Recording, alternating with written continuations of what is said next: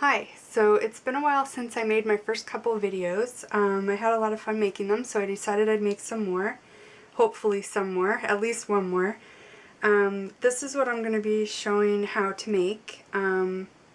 It's just the start of a mini album. There's nothing on it yet. There will be a lot more when it's done, but it's kind of, I don't really know how to explain the technique. It almost kind of looks like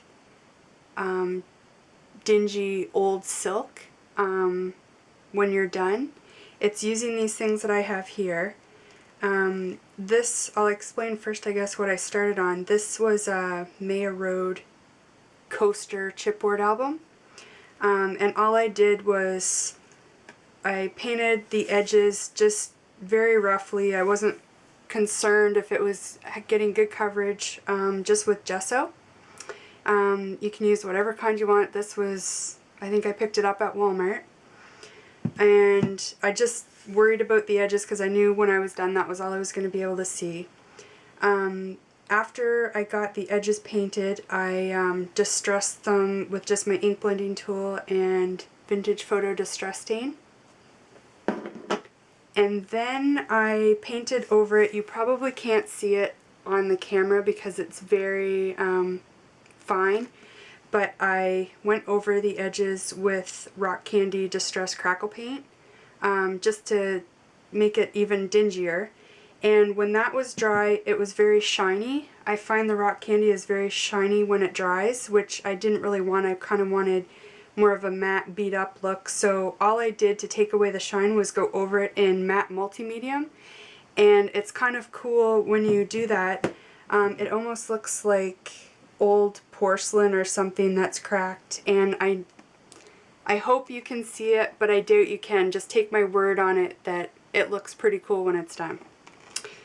So next for the technique, I guess, what I did was I cut pieces of Claudine Helmuth's sticky back canvas. I just cut them to the size that I wanted. I'm not sure what size this is. It's 3.5 by 3.5 or 4 by 4 or something like that. And I used a variety of masks. These ones are by Prima. They come on the rings now. They used to come with little eyelets in them that held them together, but I used some of the floral ones of those in the album. And I also used this one. It is a Tattered Angels mask. I also used Perfect Pearls. Those are the different colors. I used Forever Green, Turquoise, Perfect Bronze,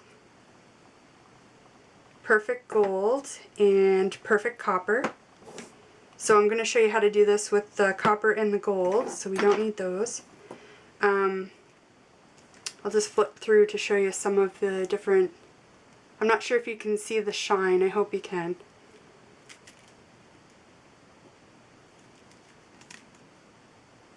And then these are the two pages we're going to be doing now. And you're also going to need a water bottle, spray bottle, and I used Distress Stain to kind of give it a dingy look. Sorry, I had to go for a second there. I heard someone calling me. Yeah, so this is what we're going to do. So I'll show you how we get the background on there first, and then I'll show you how I distress it and make it look all dingy. So I'm going to take my piece of sticky back canvas, and you're just going to peel off the back. And sometimes that's easier said than done. Okay, there I go, I got it. And there's not too many in this one, but you might notice sometimes when you peel off the back, there's one little spot right here, but there's almost like a little spot where the there's no adhesive, and that's actually kind of cool because when we go to distress it, it will soak up more of the stain, and it almost gives you like these like really dirty areas that are kind of cool, I think. So I'm gonna use this butterfly, I guess. And you can just kind of plop it on there wherever you want. And you kind of want to, I always kind of put the backing back on for a second so I can press it down there. Really good. Okay, so now you're going to start with whatever you want the background to be. And I think I'm going to go for a gold background and a copper butterfly. So you want a really soft brush. Sometimes when you buy the kits of the Perfect Pearls, they come with the brush already in it, a nice soft bigger brush. I have no idea where mine is, but any really soft brush should do the job. So this is the one I tend to use. It takes a little longer because it's a little smaller, but... And all you do is you kind of dip your brush in so you get some of the powder on the end. Hopefully you can see that. And you just kind of like pounce it all over the whole background. And you can kind of move the powder around.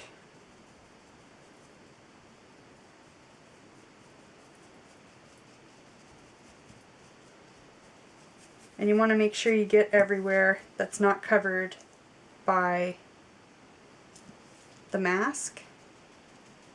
Get all those little areas.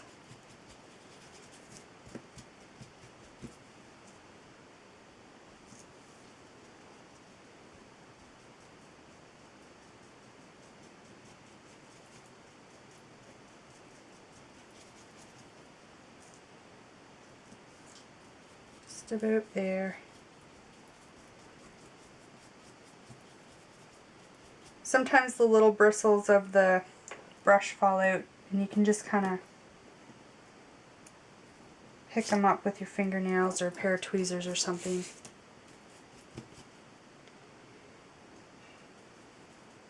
There, I think we've got just about everywhere. So I always just give it a good brush over to get rid of all the loose stuff before I pick up the butterfly mask.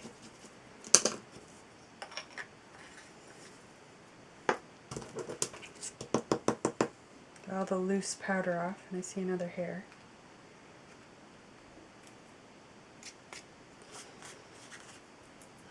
Then you're just going to peel it off. It should come off pretty easy. Just going to give this a shake. And then we're going to do the exact same thing, only with our other color. In all the areas that we don't already have color.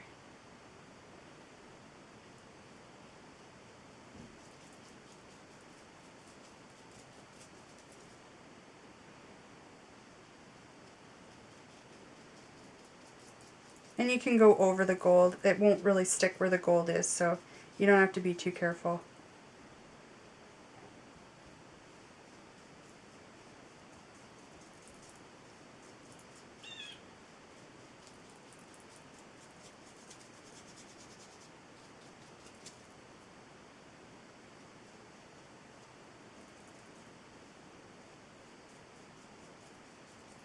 Keep going. We're getting there.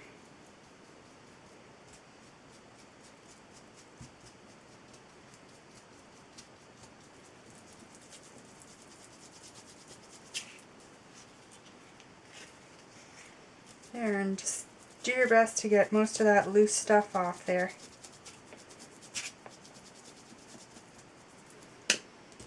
And then when you're done, we need to seal it, and with Perfect Pearls, with other mica powders, there's no binder mixed in. You would actually have to spray some kind of a fixative on it, but because Perfect Pearls have the fixative already mixed in and the binder already in it, all you need to do to seal it is mist it with water. So that's what you need your water bottle for. And just a couple fine sprays is all it needs. And then you can set that aside to dry, or you can zap it with your heat gun. I'll just set this one aside to dry. I have one that's already ready to go to show you how to distress. So I'll show you how to distress on this one. I have antique linen and vintage photo distress stains. And all you're going to do is you're just going to kind of be really messy about it and give some pounces and kind of rub it around on there. And this is kind of what gives it that aged look. And since we've already sealed it, none of the Perfect Pearls are going to come off on your distress stain. And then I'm going to hit it with a little bit of water just to help move the ink around, because I'm going to add some darker stain here. And I want it to kind of bleed and blend. So I'm just going to get it going on my mat here. And I'm just going to kind of touch the edges.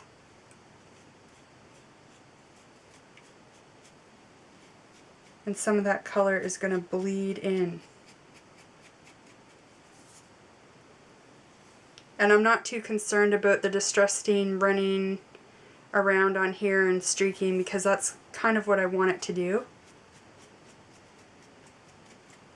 I want it to kind of streak and look like there's been water sitting on it for ages and it's dried and kind of nasty looking. So you can put as much of the darker on here as you want, or as little. Up to you.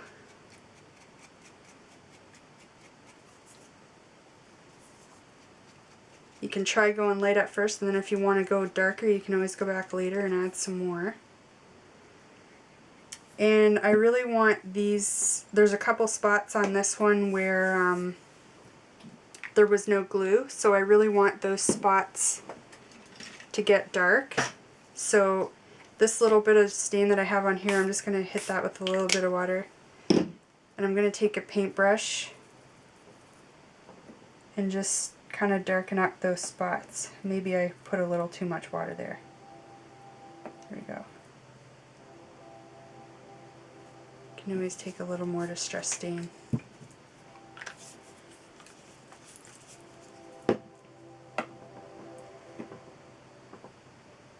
Yeah, that's better. See how those are darkening up and they're kind of bleeding out? It's probably hard to see through the Perfect Pearls, but it's actually bleeding into the fabric as well, underneath the Perfect Pearls, and making like a dark spot. Hopefully you can see that. So that is going to take a while to dry, and it will take quite a while for the stain to dry on top of that Perfect Pearl surface. We sealed it with the water so it doesn't absorb into the cloth, and it's almost like a non-porous surface now. So you're probably gonna want to let it dry for a couple of days, or you can hit it with the heat gun and give it a really good dry. You'll see some of the areas where it pools, it might be tacky for a couple days after you do it, but eventually they will dry, especially if you use a heat gun. Like these, I did these quite a while ago and they're perfectly fine now. They're not tacky at all. And I guess that's about it. That's how to do it. So hopefully I'll get this book done and I'll get pictures of the finished project up on the blog, and hope you enjoyed it.